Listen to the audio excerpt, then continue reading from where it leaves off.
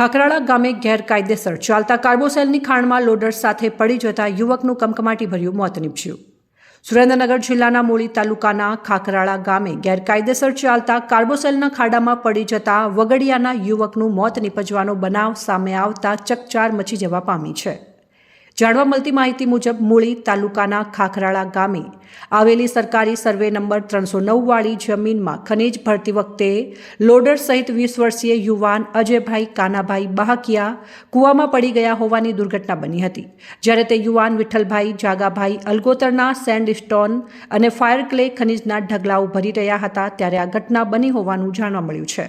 આ મામલે ચોટીલા નાયબ કલેક્ટર એચ.ટી. મકવાણાની હાજરીમાં તેમના ભત્રીજા પ્રવીણભાઈ રામુભાઈ બહાકિયાએ નિવેદન આપતા જણાવ્યું હતું કે તેઓ છેલ્લા 4 મહિનાથી અજયભાઈ અહીંયા કામ કરતા હતા અને સેન્ડસ્ટોન અને ફાયર ક્લે ભરીને વોશ પ્લાન્ટ જામવાળી ખાતે દળવા જઈ રહ્યા હતા। જ્યારે કાર્બોસેલની ખાણમાં લોડર સાથે યુવક પડી જતા યુવકનું મોત નીપજવાનો બનાવ સામે આવતા ચકચાર મચી જવા પામી છે।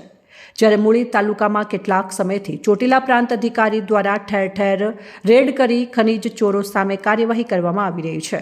તેમ છતાં તંત્રની રહેમ નજર હેઠળ ખનીજ ચોરો છાણા ખૂણે ખનીજ ખોદી રહ્યા છે। ત્યારે મૂળીના ખાખરાળા ગામે ગેરકાયદેસર ચાલતા કાર્બોસેલની ખાણમાં મૂળ ધોળિયાના અને હાલ વગડિયા ગામે રહેતા પરિવારનો યુવક લોડર લઈ જઈ રહ્યો હતો ત્યારે યુવક લોડરની સાથે ખાણમાં ખાબકતા યુવકનું કમકમાટીભર્યું મોત નીપજ્યું હતું। ત્યારે હાલ તો યુવકના મોત નીપજવાની ચર્ચાએ ભારે જોર પકડ્યું છે। દર વર્ષે ગેરકાયદેસર ખાણમાં અનેક મજૂરોના મોત નીપજે છે પરંતુ પાછળથી ભૂમાફિયા દ્વારા નાણાકીય વહીવટ કરી વધુ રફેદફે કરી દેતા હોય છે। અત્રે ઉલ્લેખનીય છે કે સુરેન્દ્રનગર જિલ્લામાં અખૂટ પ્રમાણમાં ખનિજ તત્વો દબાયેલા છે। આથી જિલ્લામાં થાનગઢ મૂળી સહિતના તાલુકાઓમાં ગેરકાયદેસર ખનિજના વહનમાં નોંધપાત્ર વધારો જોવા મળી રહ્યો છે। ભૂમાફિયાઓ દ્વારા ગેરકાયદેસર ખનિજ ચોરી કરીને સરકારને કરોડો રૂપિયાનું નુકસાન પહોંચાડાઈ રહ્યું છે। ત્યારે હાલ તો તંત્ર દ્વારા ક્રેનની મદદથી લોડર અને મંદર પડેલા યુવકને બહાર કાઢવાની કામગીરી ચાલુ છે। સાહેબ, જે આ ઘટના બની છે, ક્યાં ઘટના બની છે, કેવી રીતે ઘટના બની છે?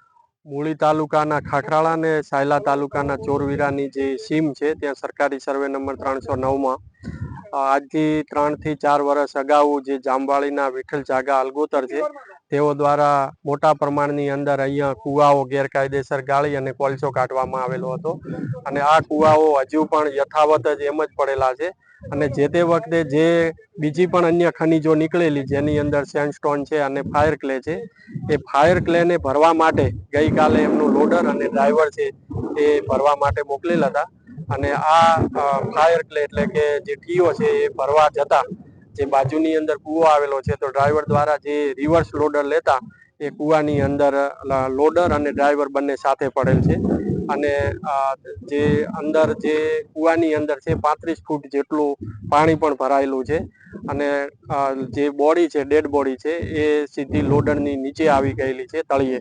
એટલે હાલ જે કામગીરી રેસ્ક્યુની ચાલી રહી છે એની અંદર અમોએ ફાયર બ્રિગેડ રાજકોટ અને ફાયર બ્રિગેડ સુરેન્દ્રનગર તેમજ ચોટીલાની ક્રેનની મદદ લઈ અને કાર્યવાહી હાથ ધરેલી છે।